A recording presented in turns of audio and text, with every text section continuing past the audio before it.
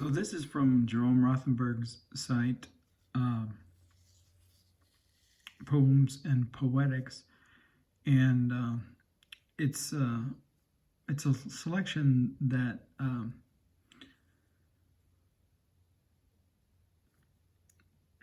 will materialize if one plugs the search term buffalo into the word search. And this is a translation from Frances Densmore's collection, American Indian Songs. Apparently this selection was chosen originally as an example of Native American poetry for a collection put together by Kenneth Rexroth. So it originally appeared in Densmore, and then a collection was made of it. So that's the first stage, and then Jerome Rothenberg collected Kenneth Rexroth's collection of these translations and relocated it here. So in terms of what I do, you can see why this is interesting to me. It's an example of sortings, right, and collectings, both. And so in terms of space-time travel interests, this Buffalo Dance song occurs right here, right next to Michael Davidson's piece on the poetics of disability. And the poetics of disability is something that I've worked with my entire life. And it's something that Michael Davidson, who was another one of my professors at UCSD, has become interested in since he significantly lost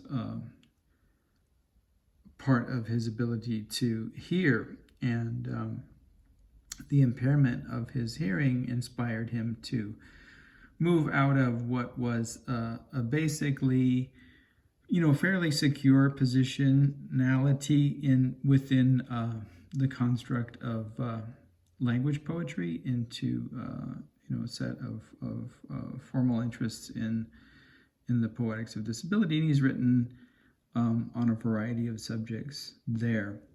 When he was my professor, I don't recall him, having any particular interests in the poetics of disability. That came later, unfortunately, because we would have had probably much more to talk about. But in any case, that conjunction interests me. So in honor of the piece that I had just put up regarding Fiverr, and first, my use of the literary figure of Fiverr in constructing a work of art when I was a child, and then the Res Dog Fiverr that I still have, and this instead of Buffalo Dance Song, I want to call it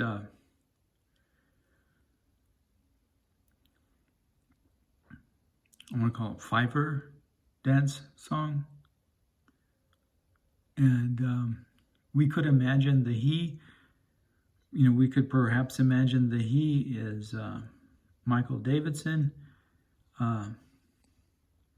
or we could imagine the he is a different Michael. We could imagine the he is the Michael that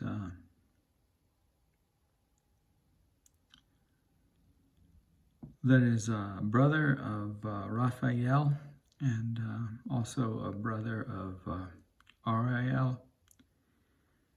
And I always think of the angel Ariel as feminine in some sense, not I mean, masculine and feminine in referring to angels is a bit odd, but the form that I imagine Ariel, because I associate Ariel with the wild and with animals and with preservation of the world, the way that to sing of the buffalo is always to reenact the preservation of the world. And since I had just done a piece that is about the preservation of the world, it seemed like this buffalo dance song would be relevant. I've also recently discussed a kind of relationship that I had with the Sunni buffalo that was no relationship really, but that has a lot to do with the poetics of disability and buffaloes dancing and singing and standing.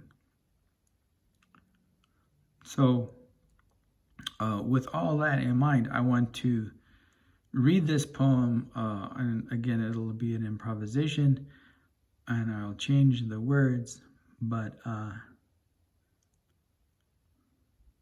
we'll call it Fiver's Dance Song.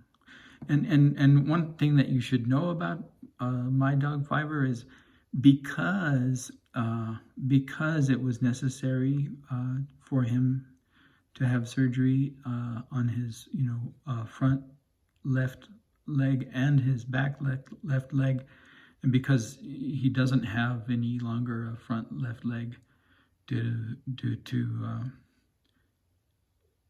being struck by a car and abandoned along the road, and because the back leg has a muscle joint for a hip, when he moves, he dances. He doesn't merely walk or run. He can run, but it's an interesting run. And when he moves, especially walking, it's a dance. It's very much a dance. All right. So with that in the background, I'll read the poem.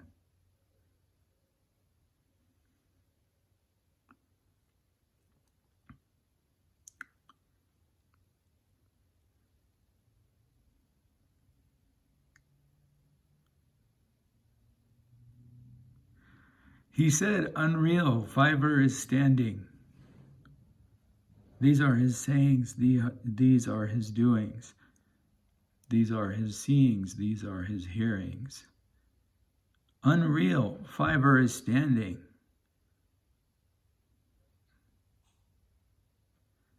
Unreal, Fiver stands in the open space. Unreal, Fiver stands in the living space. Unreal, Fiver stands in the wild space. Unreal, Fiver stands in the space of flowers. Unreal, Fiver stands in the pack. Unreal. Unreal, he said, he is standing. Unreal, he said, he is dancing. Unreal, he said, Fiver is dancing.